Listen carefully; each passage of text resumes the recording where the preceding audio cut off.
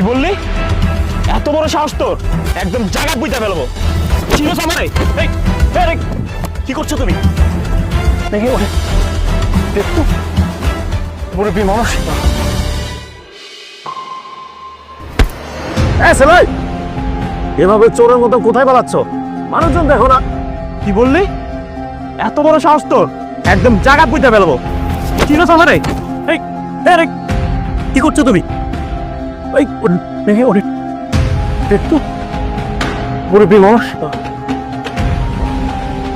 এই, তুমি হৃদয় না, যাকে আমি বেয়াদবির কারণে স্কুল থেকে বের করে দিয়েছিলাম? তাহলে তোমার স্বভাব এখনো পরিবর্তন হয় নাই। তুমি সে আগের মতন এখনো হয়ে গেছো? বাপের বসে একটা মানুষের সাথে এই ধরনের আচরণ করে, এই ধরনের বেয়াদবি করে।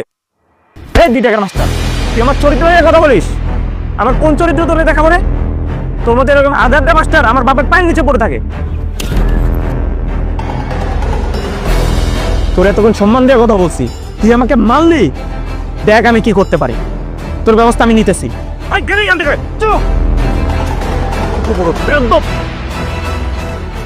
আঙ্কেল, আপনি ব্যথা পান নাই তো? না বাবা, আমার কিছু হয়নি বাবা, কিন্তু তোমার কোনো সমস্যা হবে না বাবা? আঙ্কেল, আপনি আমাকে নিয়ে চিন্তা করেন না, আমার কিছু হবে না। এই ছেলেকে আমার স্কুলে পড়াইছিলাম, বেয়াদবি ওরকম আমি স্কুল থেকে বের করে দিয়েছি। আমাদের সমাজে কি যে হচ্ছে এসব বাবা। ঠিক আছে আঙ্কেল, আপনি যান। আচ্ছা।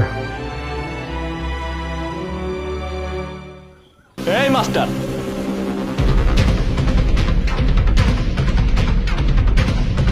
কি ব্যাপার?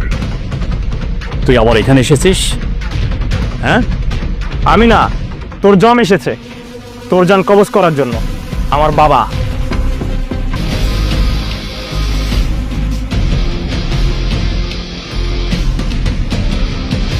তাহলে উনি তোর বাপ?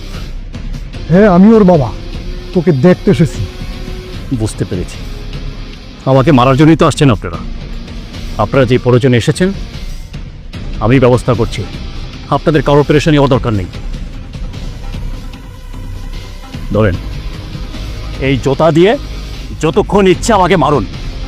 তোকে মারবো আমি পরে, আগে বল আমার সন্তানের গায়ে কেন হাত তুলেছিস? ও আচ্ছা আচ্ছা, তাহলে আপনারা বিচার করতে এসেছেন। ঠিক আছে, তাহলে শুনুন, আমি একজন ব্যর্থ শিক্ষক। কারণ কি জানেন? আপনার এই কুলাঙ্গার সন্তানকে আমি মানুষ করতে পারি নাই। স্কুলে বড়দের সাথে বেয়াদবি করতো, সেখানে বাধা দিয়েছি। মেয়েদের সাথে ইপটিজিং করতো, সেখানে বাধা দিয়েছি। আপনার সন্তান নেশা করতো, সেখানে বাধা দিয়ে